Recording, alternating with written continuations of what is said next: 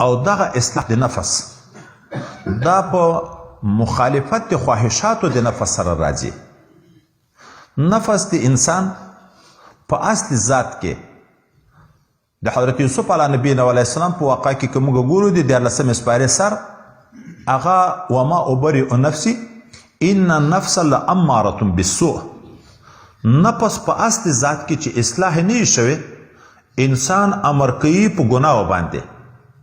د دغه وجنه حضرت داود علیه نبی علیه السلام ته الله تعالی خطاب کوي چې ته د خپل نفس سره مقابله کوه، دښمني کوه، ځکه دی د ما سره دښمني کوي. نو څوک چې د الله سره دوستي لري د الله د دښمنانو به دښمني کوي.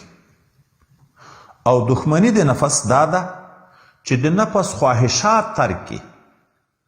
نفس په اصل ذات کې چې اماره بالسوء ده، انسان د بدۍ طرف ته امر کوي نو د خپل خالق نه غافله کوي او غواړي همیش دپاره چې دا انسان په ګناو باندې گرفتاره کړي چې دغه ګناو د وجې نه د الله نه لرې کیږي، جهنم ته نږدې کیږي.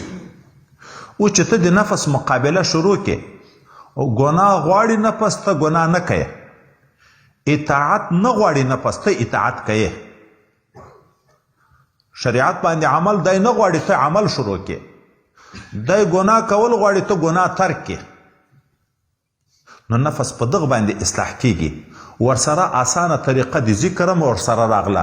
د نفس اصلاح خود به ذات خود ډیره مشکله ده، خو چې عالم امر غالب شو دی مغلوب شو بیا دلته ذکر شروع شي. لکه د عالم امر اصلاح چې په ذکر باندې راتله، خدای متعال د دغه نفس اصلاح هم سوکه سوکه په ذکر ورسره شروع کړي او د دغه نفس مقابلې ته جهاد اکبر ویي. او دغه جهاد تر قیامت پورې جاری د انسان چې ترڅو هم ژوندی مکلفیت نه ساقطیږي. په اوامرو مامور به امور باندې مامور د چې دی به هغه عمل کوي، د نواهیو نه منع د چې دی به ځان ساتي، منکراتو نه منهی عنه دي نهی ځان به ساتي او ماموراتو باندې به عمل کوي. او دغه عین مقابله د نفس ته چې د دغه نفس په اصلاح سره وروسته بیا کمالات ذکر کوو. دومره ویلی شو دلته لنډ چې دغه نفس چې اصلاح شي بیا دغه بیرته د انسان دپاره د نیکۍ طرف ته رهنما شي. مخکې اماره بالسوء وه، سوکه سوکه چې لږ لږ اصلاح کیږي، بیا چې ګناه درنه وشي بیا نفس لوامه شي، بیا د ملامتي چې دا دې څه وکړه.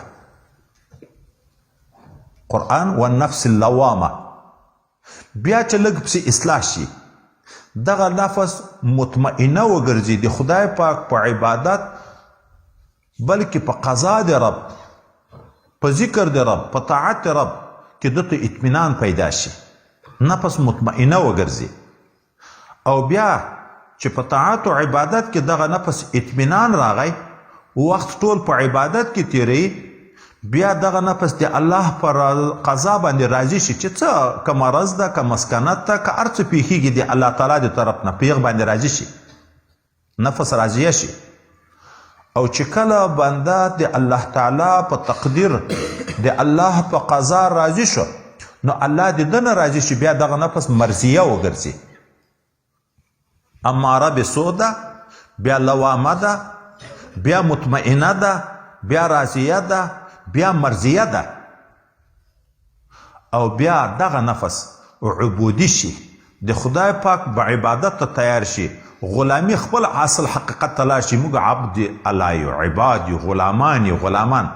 دا د الله د حکم خلاف کارونه کول دا خو د احرارو کار ده چې ځان اصیل بولې د بل خبره نه منې. او چې یو وارې د بندګي ومنله بیا خو به د الله په حکم چلیږي. بیا دغه نفس د اصلاح کارونه شروع کړي